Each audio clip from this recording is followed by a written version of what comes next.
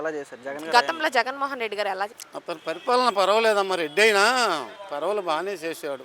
తనకు తగ్గినట్టు తను బాగానే రైతుకి ఇబ్బంది లేకుండా చేశాడు, లేబర్కి ఇబ్బంది లేకుండా చేశారు. ఆటో నడుపుకునే వాళ్ళకి కూడా పావుల వేడి ఇచ్చాడు, చేశాడు. ఇబ్బంది ఏమి లేదు. నేను రైతునే, మామూలుగా నేను కమ్ముని వాస్తవంగా. ఆయన రెడ్డి అయినా ఇవాళ మంచివాడు, పర్వాలేదని ఎందుకు చెప్పుకుంటున్నాం? మంచి చేసిన మంచి కానీ ఆయన కులాల వ్యతిరేకి కులాలు ఇది ఉంటాడు అని అంటున్నారు. కులాలు లేదు, మతాలు, అది ఎవరైనా మంచి చేతి ఏ కులమైనా మంచివాడే.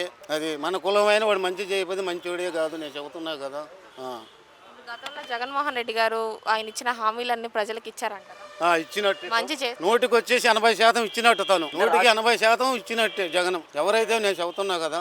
రాష్ట్రాన్ని అప్పులు చేశారు అంటున్నారు. అప్పులంటే సాధ్యంగా మన సంసారంలో చేయటం. ఇప్పుడు మాకు గాల అప్పులు ఎకరానికి 2-3 లక్షలు లాస్ వచ్చింది.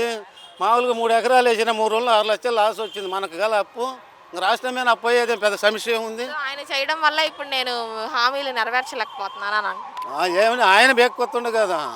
ఆయన బేక్కొచ్చి ఇంక అందరూ ఏమి పవన్ కళ్యాణ్ గారు కూడా మద్దతు ఇచ్చారు కదా చంద్రబాబు నాయుడు గారికి. ఇప్పుడు ఆయన కానీ ఆయన మాట్లాడుతున్నారా అన్న?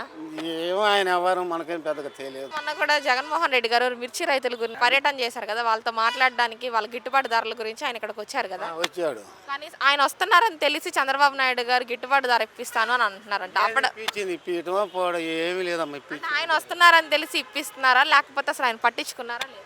అసలు పట్టించుకుంటే ఈ విధంగా ఎందుకు ఉంటుంది?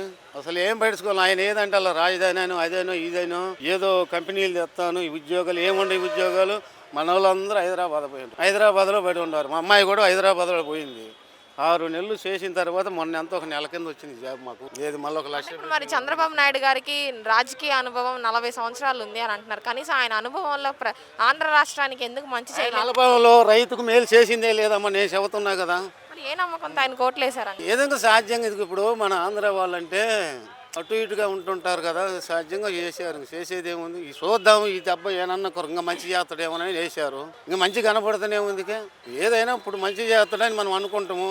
చేసింది ఏముంది? కనపడుతుంది కదా. అది ఓకే సార్, థ్యాంక్ యూ.